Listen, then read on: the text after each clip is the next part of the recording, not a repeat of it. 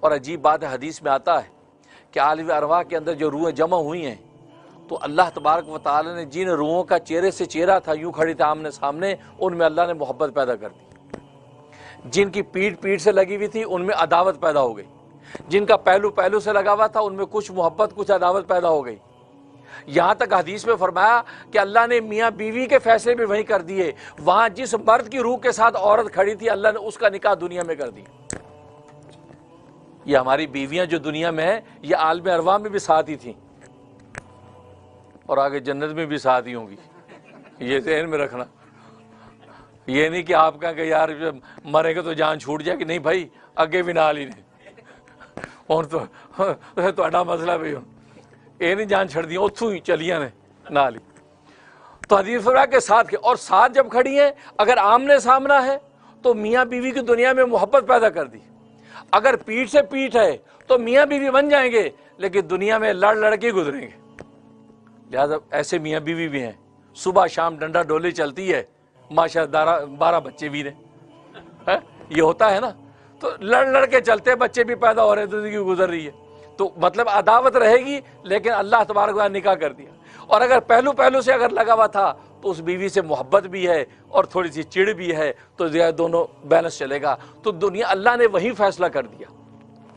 اب اگر آپ کہیں کہ جی دنیا میں بہت سے تو ایسے جن کی شادی نہیں ہوتی، تو ٹھیک ہے، بیچارہ کھڑا ہوگا کسی کونے میں، وہاں اس کے پاس کوئی عورت ہی نہیں کھڑی ہوگی،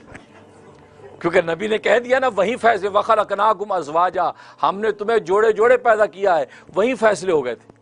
تو محبتوں کے بھی فیصلے وہی، اور یہ وجہ ہے کہ بس اوقات جو سگے بھائی ایک ماں کے پیٹ سے پیدا ہوتے ہیں ان کی آپس میں بنتی نہیں، ساری زندگی ٹسل رہتی ہے، اور ایک آدمی ایک اجنبی دوست کہ جو کبھی ملا نہیں، ملتے ہی ایسی دوستی ہو جاتی ہے، ایک دوسرے پر جان چھڑکتے، تو یہ عالم ارواح کا اثر ہے، تو وہ سلسلہ چلتا ہے۔ تو یہ تکوینی اللہ تبارک و تعالی حکمتیں تھیں، ان حکمتوں کے تحت یہ سلسلہ چلا۔ تو وہاں سے بابا آدم کے صلب میں، بابا آدم کے صلب کے بعد دنیا کے اندر، پھر اپنے باپوں کے صلب میں، باپوں کے صلب سے پھر ماؤں کے رحم میں، ماؤں کے رحم سے پھر دنیا کے اندر، دنیا سے پھر عالم برزخ میں، عالم برزخ کے عالم حشر میں، عالم حشر سے عالم آخرت میں، جنت یا دوزخ میں۔ تو دیکھو یہ آدمی اب فنا نہیں ہو رہا، ازلی نہیں ہے، لیکن جب ایک دفعہ بن گیا اب یہ کبھی فنا نہیں ہوگا، اس کی زندگی کے اسٹیشن بدلتے رہیں گے، اب یہ انسان کبھی فنا نہیں ہوگا، یا ہمیشہ جنتوں میں آباد ہو جائے گا یا ہمیشہ کی جہنم میں برباد ہوگا۔ تو اس انداز سے اللہ تبارک و تعالی نے اس سفر کو شروع کیا۔ تو کہنے کا مقصد اتنا طویل ترین سفر ہے اور اس کا کوئی مقصد نہ ہو، یہ نہیں ہو سکتا۔ اس کا مقصد کیا؟ کھانا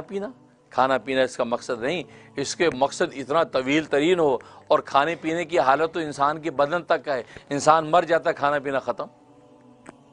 تو اس کا مطلب یہ ہے کہ حرکت اتنی لامحدود اور مقصد اتنا محدود، اور پھر وہی کھانے پینے کا مقصد تو حیوان بھی پورا کر رہے ہیں، تو یہ تو کوئی کمال نہ ہوا۔ اس لیے وہ کھانا پینا مقصد نہیں، پھر دنیا کے اندر عزت و اقتدار حاصل کر لینا مقصد، یہ بھی مقصد نہیں ہے، کیونکہ عزت، آج لوگ کہتے جی عزت بڑی ہے جی میری۔ عجیب بات ہے کہ عزت ایک خیالی چیز ہے،